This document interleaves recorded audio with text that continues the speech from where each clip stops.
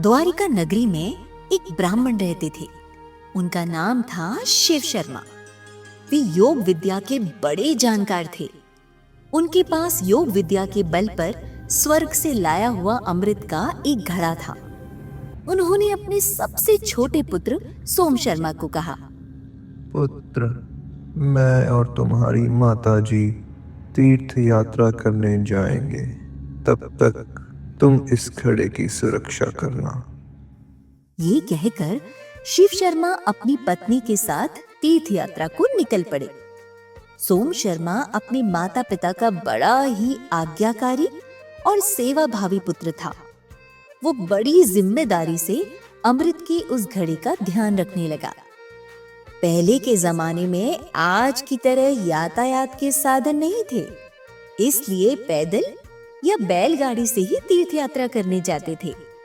इस प्रकार तीर्थ यात्रा करते करते शिव शर्मा को 10 वर्ष हो गए। 10 वर्षों के बाद जब घर आने लगे, तब उन्होंने अपने पुत्र की परीक्षा लेने का निश्चय किया। वे दोनों पति पत्नी अपने योग बल से कोढ़ के रोगी बनकर घर आ गए। परंतु सेवा भावी पुत्र सोम शर्मा ने बड़े आदर से अपने माता पिता के पैर छुए और उनकी सेवा करने लगे। वो उनके कोढ़ के घाव साफ करते, फोड़े फुंसियों पर मलहम लगाते और समय पर खाना खिलाते।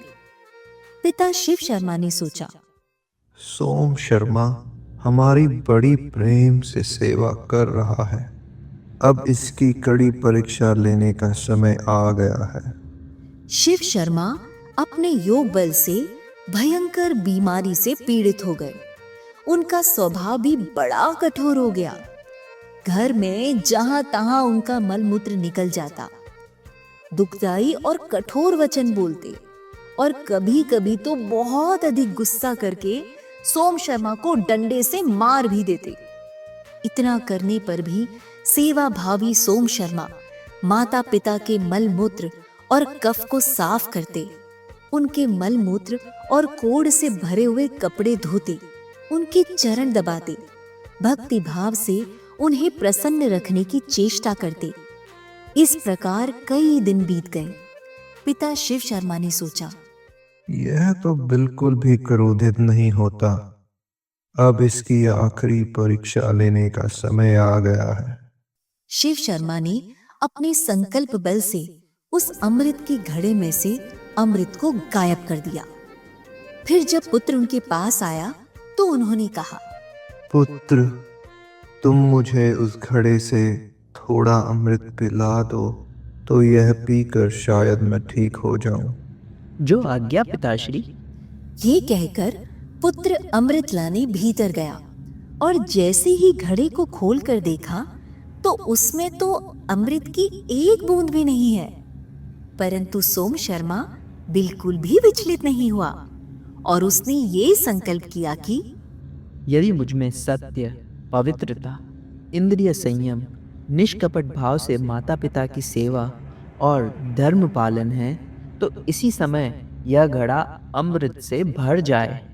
उसके सत्य संकल्प का ऐसा प्रभाव कि देखते ही देखते वो घड़ा अमृत से भर गया और उसने प्रसन्नता पूर्वक अमृत ले जाकर अपनी माता और पिता को पिला दिया।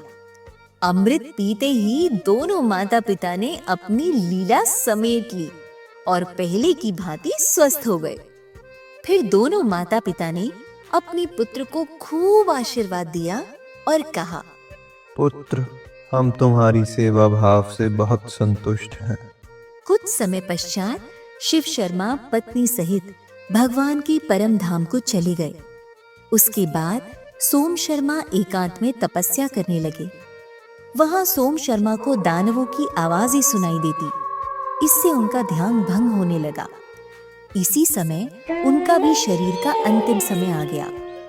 परंतु अंतिम समय में दानवों का चिंतन होने के कारण सोम शर्मा को दैत्य कुल में जन्म लेना पड़ा। फिर भी पूर्व जन्म की माता पिता की सेवा, भक्ति के संस्कार मृत्यु भी नहीं छीन सकी और वे भगवान के परम प्रिय भक्त बने। क्या आप जानते हो वे कौन थे? वे थे हिरण्यकश्यपु के पुत्र भगवत भक्त प्रहलाद, जिनकी स्वयं भगवान ने पग पग पर रक्षा की थी। तो देखा बच्चों, माता पिता की सेवा का कितना ऊंचा परिणाम मिलता है। तो आप भी संकल्प कीजिए कि चाहे कुछ भी हो जाए, हम माता पिता का अपमान कभी नहीं करेंगे और यथासंभव शास्त्र अनुरूप हम उनकी खूब सेवा करेंगे। सभी बच्चे जोर से बोलेंगे, सद्गुरुदेव भगवान की जय।